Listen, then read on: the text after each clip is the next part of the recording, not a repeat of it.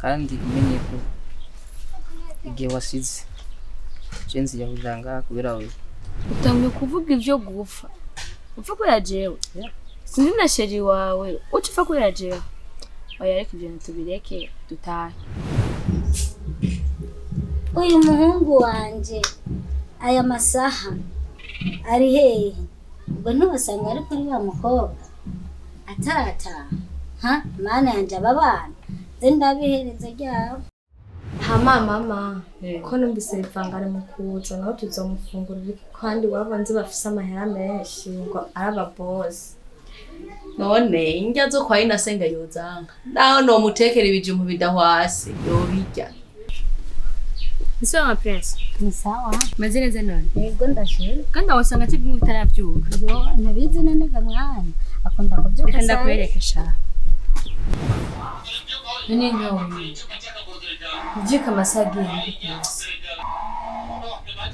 nalo bizi nyene bisafuma twinzi munyene ugatangwe kwa kufuna kwa agakofi bazi agakofi kako na byase urutwe papa bahe khanda sire mina gisa utayasira muzi wewe Hano asa n'inkoni maze imyaka 5 iteye eva vyose ariko amazi ngiye akivuka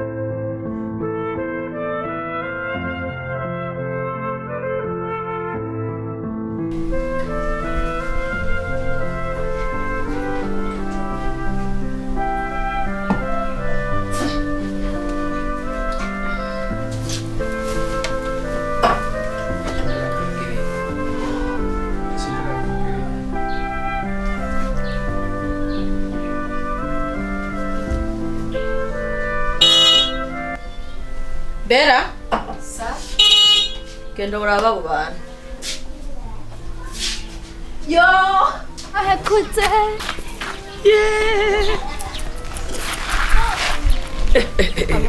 Kuzini. so muhangenda sa Makuru y'iminsi. Kwakuze cyane. karibu ibi Staro shanga. Shanga.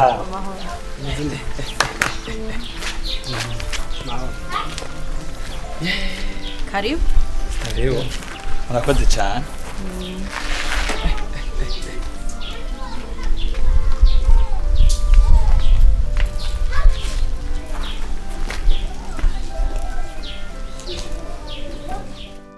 Eva karibu wisange izere ko urugendo rwagenze neza Nukuri Imana yabikoze urugendo rwagenze neza. yeza cyane ndabibona Be mama Bera akabazo gato sa abakobwa bini wanyu ni kwige bamenze bazi kubahuka abantu batazi niyo bazananye Patrick. Basi kugize ikintu nyubukije. Shanga. Nibaritse gato. Umuhungu yuba yitwa Prince. Wowe umuzi? none Prince niwe yoba yabakoze ibyo bintu mubutse ko Prince ari umuhungu oya no ntabwo ari Prince yabikoze ni umukobwa bari kumwe ubwo se umukobwa yitwa Eva ngo ni uwo nyene kuko numvise bahamagarana ayo mazina none bagize iki asha badututse baratugombereza kabisa nibo barebe cyane cyane uwo mukobwa Eva none ujya mukobwa sinzi nyene vyagenze bajyana abagenzi kujya nyene tubazi uko mwisite nyene barikundaniye bifitaniye ubugenzi uko nyene nta kabi twari tubazi ko ahubwo sinzi iyo byabahereye Yesu we ngira ngo bari bazindutse nawe uyu munsi n'abantu bitonda ngaha n'ukuri nta na dosiye mbi bafise ngaha mwisite none babagize ibiki ahubwo shanga reka ivyo tuvyihoze kuko nta kamaro ko kubirandirako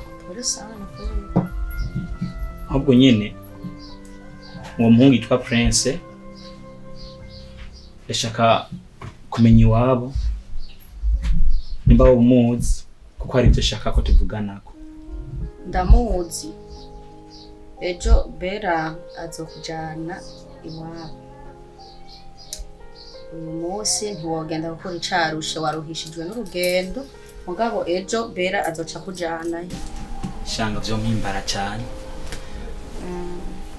nubwo nkuko nyene wabivuze ko ndushe ni mu ndabire ahantu naruhukira kugira ngo bize bikunde tuze tugende ejo na Bera naruhutse Bera genda umwereke icumba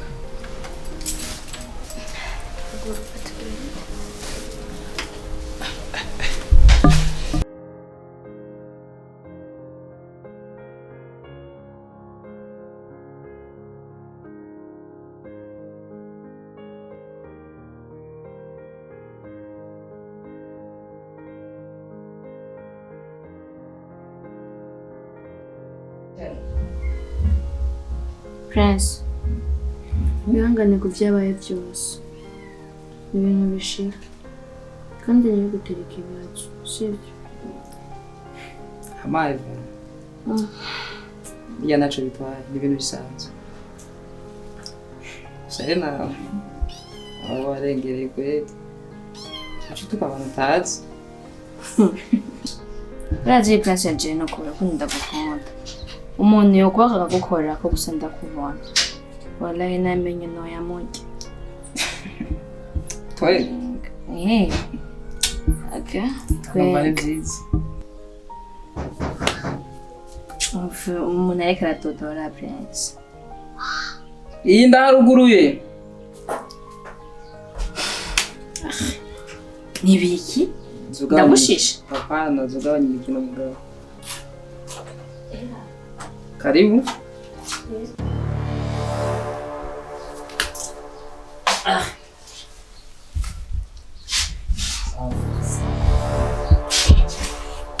Karibu rero. Akoze cyane. Kwiki biro umuntu mutse ngaho. Tena mutse kubera yaje sati. Urazi ibyo yakoze wewe? Yeah.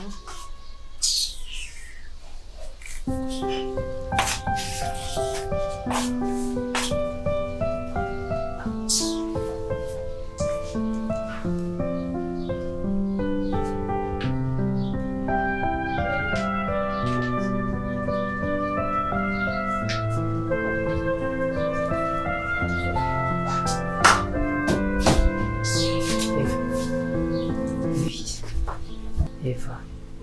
Si vyiza. Uza ngaha kwigunga kandi urabona abashitsi baje tugende mu nzu basi. Ndabigusaba.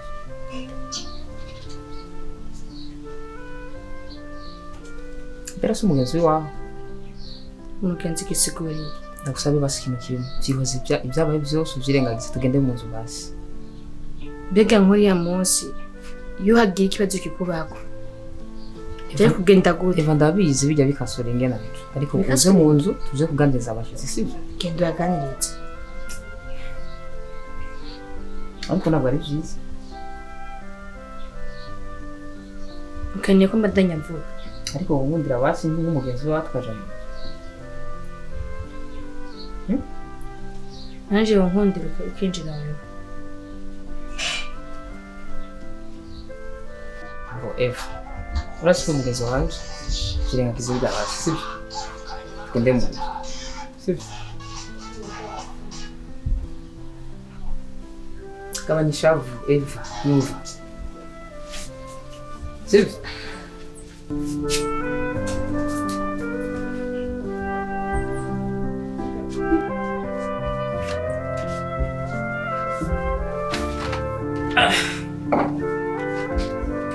karibu rero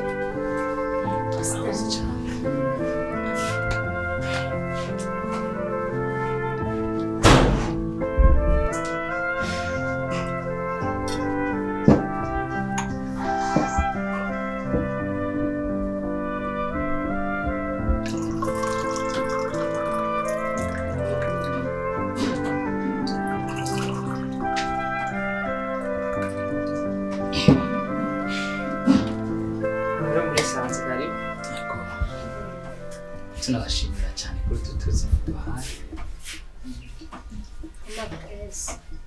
Isawa. sawa ndashima Ndetse neza. ashinda kabisa Kone mu wako mbona ari hewe. Shambere yasimbe mushira hamwe kabisa aza kuboneka ku masaha ku mugoroba ngaho. Okay, bari sawa. Ntabwo umeze neza. Turashima ko uko biri kose.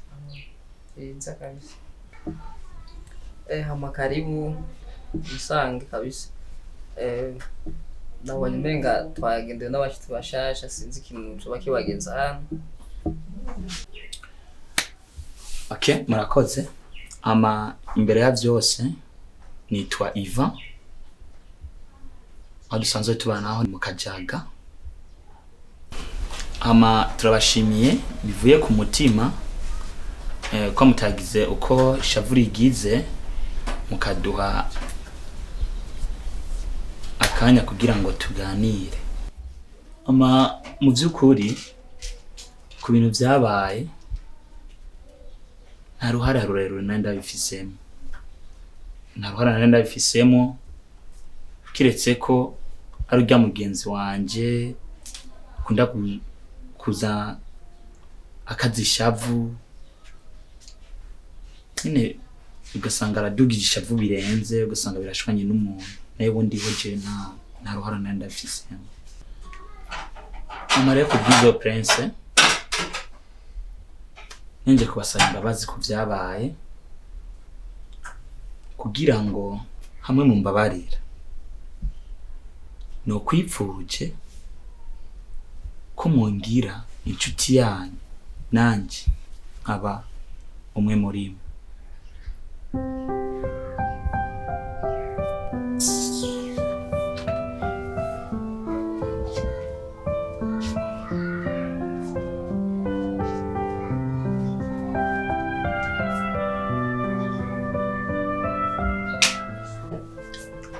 Hama Iva nibaza ko kubyabaye je nabirebire byahagaze mu mutima wanje.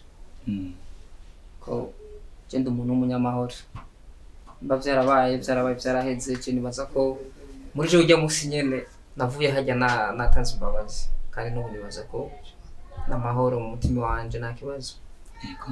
Hama rero mu bintu bijanye n'ubucuti bwacu ujya Eva wabo nta birebire muri byo kuvuga ishavu canke inzigo mugabo nimba hari ikintu cambere kimushavuza kimubabaza muri we niko ababonye ikintu kibi kibaye kuri jewe. Hama nibaza ko rero kuri ivyo bintu by'ubugenzi nubwo ubonye aciye igumura agasohoka nashavurirerere vyiza rero mbona uhaguruka ukaja kumuganiriza kugira ngo nimba ari shavuri iri mu mutwe we rihere ibintu bibandanye bimeze neza nayo kuba inshuti imwe muri twebwe nibaza nta kibazo kabisa. Murakoze cyane. Yego.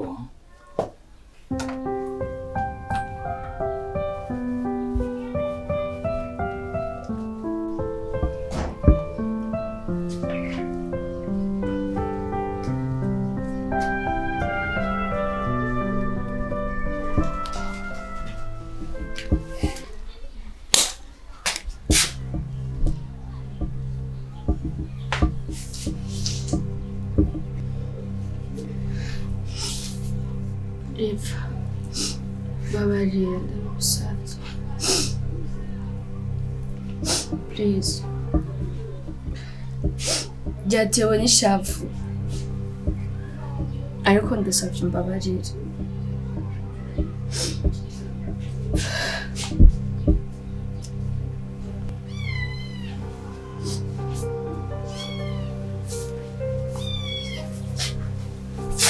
Bera, tugende.